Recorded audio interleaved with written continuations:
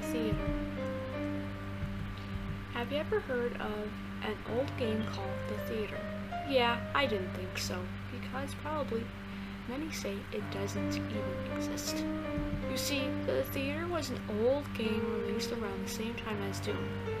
Today, if you ever find it, its only available copy, like CD-ROMs, which is more often than not don't even actually contain the game.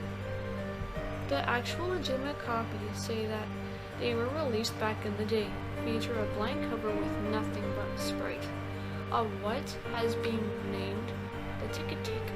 He's simply poorly drawn, pixelated, bald Caucasian man with large red lips, wearing a red vest over a white shirt and black pants. He's completely expressionless, though some say that if you mash the disc, his face is shown as angry the next time you look at the cover, though this is just dismissed as an urban legend. What's peculiar about The Theater, though, is that there is no developer name on the jewel case nor the game description on the back. It's simply the Ticket Taker on the white background on both sides. The game initially known for its inability to install correctly. The installation process immediately locks up the computer when the user reaches a license agreement. Also strange about the licensing agreement for The Theater is that whenever the development studio is supposed to be named, the text is simply a blank. Anyways, most people have claimed to owning one of the original CDs say that they figured out how to install the game by simply rebooting their computer on this license agreement with the disc still inside. Then they press I agree on start. Then they continue with installation. If a player supposedly manages to find to what they believe to be a working copy, they say that the installer window will freeze up and stop responding before you can click your first next. But they do also say that their PCs do not lock up. It's only the installer that freezes. It's unknown if these are actual copies or fakes, but it's widely thought that these working copies are just to draw internet attention. There's no proof of installation effects. Upon proper installation, the game then starts up without any introduction besides a main menu. Then this is simply the sprite of a movie theater's exterior on an empty street. The title fades in, and then 3 menu buttons: New Game, Load, Options. Selecting Options immediately crashes the game to the desktop. Load is said not to function at all, even if you have saved the game. Nothing happens when you press it. Thus, New Game is the only working menu option. Once it is selected, you are in the first-person view. You are standing in an empty movie theater lobby, with the exception of the ticket taker standing in front of a dark hallway which no one can only assume leads to the theaters themselves. There's nothing to do but look at the poorly drawn, mostly illegitimate movies posters approach the ticket taker. Once the player moves towards the ticket taker, a very low quality sound clips plays, saying, "Thank you, please enjoy the movie," along with a speech box saying the same thing.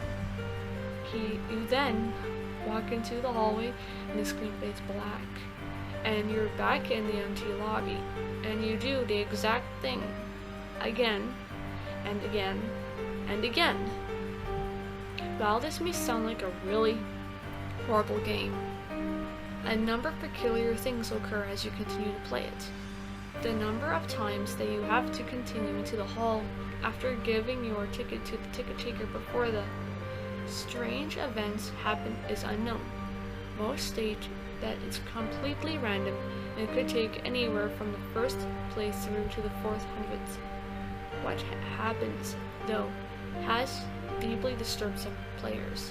The first occurrence is when the player fades back after walking into the hallway. This time, they will notice the ticket taker is completely absent. The player then, without any other options decides to walk into the dark hallway. The sound clip and text box mentioned previously still play in the absence of the ticket taker, but when the player walks into the hallway, the screen does not fade out. It goes pitch black as they walk deeper into the hall, but the player's footsteps sounded clip is still playing as they continue to push the button on their keyboard. Those claiming to have played the original copy report to have felt extremely uncomfortable walking down that hallway, anticipating the whole way something horrible happening. Well, eventually the player is unable to move forward. There is nothing for a few moments before a strange sprite that is described as the ticket taker, but with a swirl for face, appears and stands before the player. The original player of the game say their bodies immediately froze up and their stomachs churned. They saw the sprite, which had been appropriately named Swirly Headman. Nothing happens as the Swirly Headman stands before them. Then suddenly a piercing screech plays as the game glitches out. This lasts for a few minutes, with screeching being continuous. Then the players abruptly return to the lobby with all the sounds and graphics being as they should be. The game continues normally for the next couple of cycles of entering the hallway, with a couple of the original players claiming that the Swirly Headman would briefly appear and disappear in the corner of the screen as the brisk yelp sound effect plays. And at the same point after meeting the Swirly Headman, the player sees the ticket taker pacing back and forth, though there is no walking animation. The sprite's limbs are completely static, so he just hops up and down slightly as a substitute, with his eyes being wide and his mouth open to simulate a worried facial expression. Some players noted that the movie posters had been replaced with the images of Swirly Headman, which have caused them to immediately turn their character's head away from the posters and approach the ticket taker. Then another different low-quality sound clip plays, but the speech box contains nothing but corrupt characters that cause whatever text that would be in the box to be completely illegible. Due to the extremely low quality of sound, it is debated by the players what exactly the ticket taker says at this point, though it's widely agreed that he says, "Never reach the other levels."